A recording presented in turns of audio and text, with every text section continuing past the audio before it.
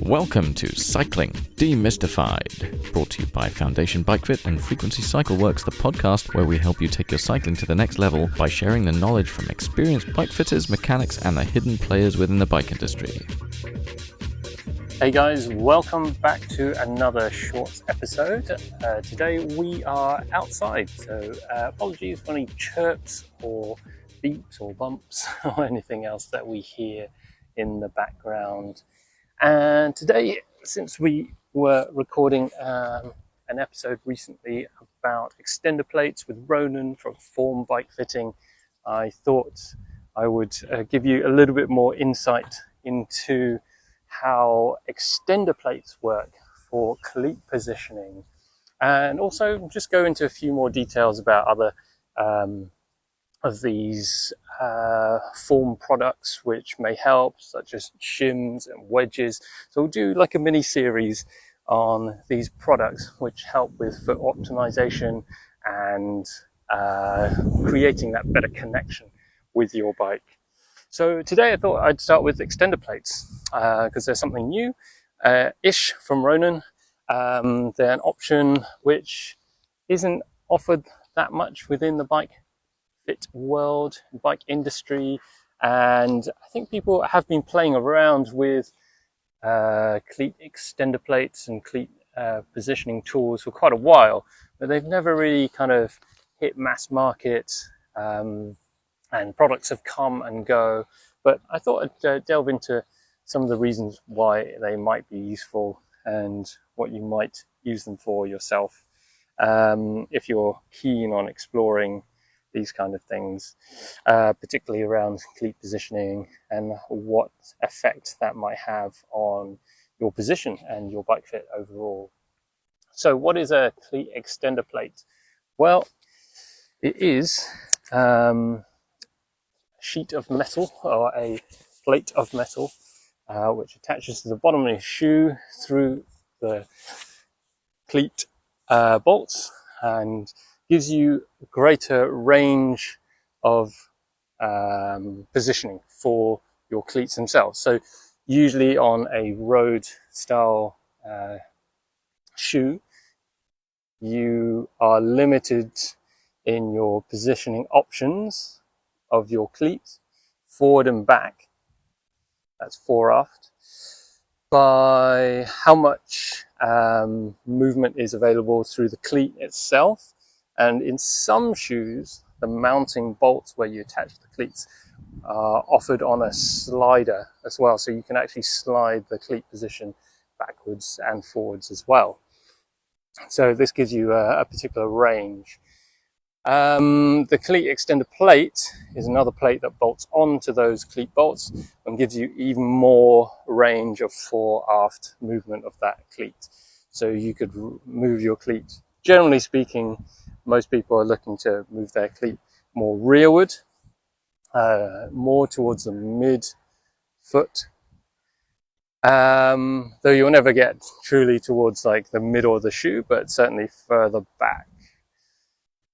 I guess the question now is like, why would you want to move your cleat further back towards the mid-foot? And there's a couple of different reasons. Some of them will be, well, firstly, cleat positioning is dependent on your foot anatomy. So where your bones are placed, the shape of your feet, and how your foot interacts with the shoe. And your cleat placement essentially dictates where most of the force goes through your foot, but also how your foot generates force through the shoe itself. So it's pretty important. Your foot is essentially where you push most of your power through the pedals, through the bike itself, creating that power through the pedals, but also is your point of stability. So you're never kind of on land. I describe cycling as not a land-based sport because you're essentially floating through open space. and the only connection you have with the bike is through your feet, your bum and your hands. And normally we're connected to the earth through our feet. So our feet are constantly looking for that ground contact feeling. And so essentially your shoes become the floor when you're cycling. And your feet are looking for the same sensation of being attached to a floor-like surface. So if they don't get that kind of feeling, then they will compensate and try and find that stability. So if you can find stability through the feet, make the feet happy, not make them work harder than they need to, then you get really good power transfer, get a good position, you can stack more load on top of your feet, and the rest of your body doesn't have to work as hard. So foot stability, comfort leads to performance on the bike. So getting your cleat placement right is really, really important. Now, you may find that some shoes don't offer you the right adjustment to get the right cleat position. So, and that might be just luck of the draw. So cycling shoes are hard to kind of get right because you need the right shape, the right fit, the right size, but also you need the shoe that offers the right cleat placement for your particular foot. So for example, if you've got particularly long toes, this pushes the ball of your foot, that big first metatarsal head joint, further back within the shoe, which means probably if you're positioning your cleat in relationship to that metatarsal head, then you'll probably need a slightly more rearward cleat position. And the converse is true. If you've got shorter toes, then maybe you need a slightly more forward cleat position.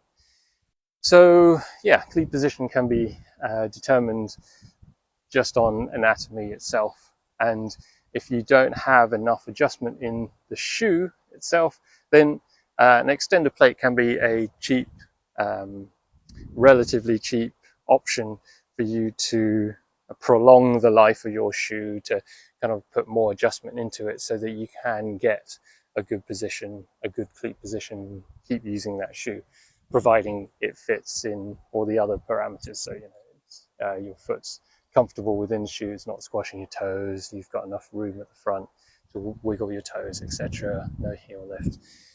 We can do another, well, listen back to our other podcasts on shoes. I'll put a link in the show notes as a conversation with Tony Cork, Talk Cycling, but that'll give you some more tips on shoe fit themselves. Now, secondly, you may want a different cleat position on your shoe dependent on what discipline of cycling that you are riding. So you can ride a mountain bike, you can ride a time trial bike, both in very comfortable and efficient positions, but they're going to be completely different positions. One of the beauties of cycling, you can do all these different disciplines, have completely different body positions, but they're still cycling, which is why it's so beautiful. But different cleat positions will be required for different disciplines. We also touched on this in our 10 Pillars of Bike Fit podcast series. Number 1 in that series was all about cleat positioning. So this is just a quick summary of kind of more of the in-depth cleat positioning topics we covered in there. But essentially, the more rearward you place your cleat, the more towards the middle of your foot, the center of kind of power goes through your foot. And we, again, like we discussed in that 10 Pillars podcast, we want to think of your pedaling as a bit like doing squats. So you want to be able to distribute force through the whole of your foot, through the front of your foot, through the rear of your foot, as well as the middle of your foot, have good contact through the whole of your foot so that you're stable and efficient as well. If you're just pushing through the front of your foot, then you may not be as efficient. You're having to work a little bit harder because you're only using the forefoot rather than the rear foot as well.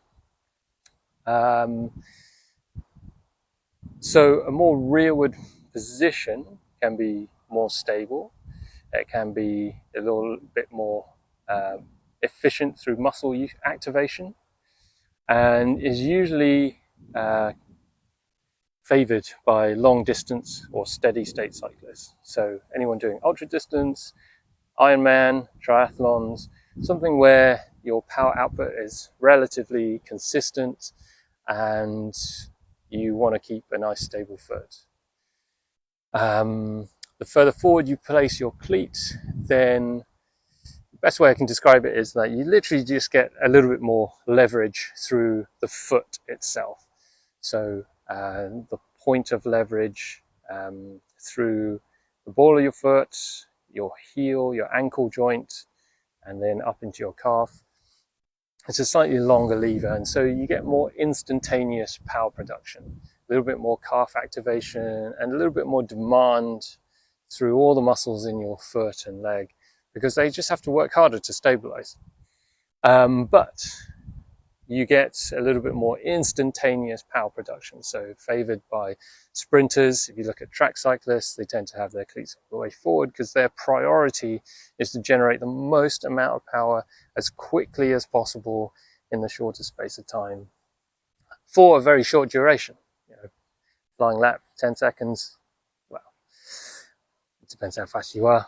But yeah, if you want that kind of instantaneous power, then more forward cleat position is required. So most shoes will allow you to get that kind of more forward cleat position. So most people using extender plates will be those who can't find a position that is rearward enough. And you're looking for more stability and more connection through the foot, the whole of the foot, to improve that connection with the bike overall. Some of the other advantages of a more rearward cleat position will be more discipline specific again. As we push that cleat slightly backwards, we push the center of power towards the midfoot, towards the rear foot. Again, imagine you're doing squats. If you do everything on your tiptoes, if you do a squat on your tiptoes, then there's going to be a lot of calf activation just to stabilize the foot again, as well as work through the arch. So the same applies when you're pedaling. If you're pedaling on your tiptoes, activating calves quite a lot. Big calf, like the calf muscles in the leg are your most plyometric muscle. So they are the muscles which give you the most jump. So you literally can't jump without your calf muscles. If you try and jump, say, off your heels, very, very, very difficult. So again, that's why sprinters like to use more forward cleat position, because it gives you more jump, more calf activation, more pump. But triathletes, ultra distance cyclists want to, or triathletes in particular, want to reduce the amount of calf usage or activation whilst cycling so that they can run better off the bike. So if you're a triathlete, a more rearward cleat position is usually more favorable. Unless, say, for example, you're doing a sprint triathlon or drafting Olympic distance, yeah, then you still might need to react to, an attack or something. It's less steady state. So again, think about the discipline that you're doing. Is it a steady state activity, or is it more of a reactionary kind of discipline? Are you doing crit racing where you are reacting and having to change pace this way and that way? So those are the main points, I think, for usage of cleat extender plates. So just to recap, usually just to get the right cleat position for your foot anatomy with perhaps a shoe that doesn't offer enough adjustment, and secondly, for discipline-specific advantages. So if you're a long-distance cyclist or a triathlete wanting to reduce calf usage, then a more rearward cleat position may be advantageous. And what might be best for you? Well, that's down to you to experiment. And this is why we like to have adjustment in our equipment, so that we can experiment, we can move things around, we can try a more rearward cleat position than we would normally have and think necessary. And maybe a cleat position that would seem a little bit wacky. It's worth trying it out so that you know what feels good and what feels bad. So a cleat position that's too far back can be just as bad as one that's too far forward. So the idea is to enable you to experiment and find out what feels really good for you, rather than being limited by and accepting the limitations of your current equipment. Like a small little plate can make all the difference. One final quick tip for anyone looking to try out using extender plates to move their cleats more rearward. Make sure that you remember to lower your seat height as you move your cleats further back. So as you move the cleats further back, there's less leverage between the front of your foot and the rear of your foot. That position becomes shorter, and so that effectively means you have less reach through your foot to the bottom of the pedal stroke. So you need to lower your seat. Usually advise maybe lower your seat the same amount that you move the cleat backwards. Again, you just need to experiment a little bit. If you don't move the cleats back, and if you don't lower the seat and you just move the cleats back, you'll probably find that you're overextending your legs. So you do need to understand that you change one thing about your bike fit, it does affect everything else. But the main thing you need to change first of all, once you've moved your cleat position, is to make sure your seat height is still correct. So you still get the same leg extension, the same control through your pedal stroke, all the way through the pedal stroke. And one issue you might run into is that as you lower your seat at the top of your pedal stroke, then you might run out of room run out of room at the hip angle. So you might find that getting your leg over the top of the pedal stroke becomes more difficult. It might actually just counterbalance itself. It's a more rearward cleat position. It does enable you to get put less kind of flexion into the hip and ankle joints. So you might actually find you're fine. But again, everything has a multiply effect. Everything, you change one thing, it does change everything else. So, but again, this is why you need to experiment to try and figure out what's good, what's an acceptable level, where that balance is within your bike fit. So yeah, hopefully that's been useful. If you've been getting numb toes or tingly toes, or a lot of pressure through the front of your feet, your toes feel a bit crushed, or you feel a bit unbalanced when you're pedaling, or maybe you've got a very toe down pedaling style, feel like you're just jamming your toes into the front of your shoe, then this might be a sign that your cleat position is a little bit too far forward, and maybe bringing your cleat position back is a good place to go. And if you've run out of that kind of rearward cleat adjustment, then maybe a more rearward cleat position would be a good thing to try out. And similarly, as I've talked already about less calf activation, if you've been suffering from any calf injuries or Achilles injuries, maybe on the bike, or calf cramps, these could all be signs that you've got your cleats a little bit too far forward, or could benefit from a more rearward cleat position. So much of it depends on rider function as well. You know, how tight you are, how mobile you are, where you generate your power. So there's lots of things to consider, but I'm going to try and keep it simple here. And yeah, I think it's a worthwhile try, especially if you're thinking of getting a new pair of shoes. Maybe get some cleat extender plates first if you want a more rearward cleat position, and try it out. See if it's just the cleat position itself before you dive into getting a whole new set of shoes. So as always, let me know what you think. Hope that's been useful, and yeah, catch you on the next one. Bye.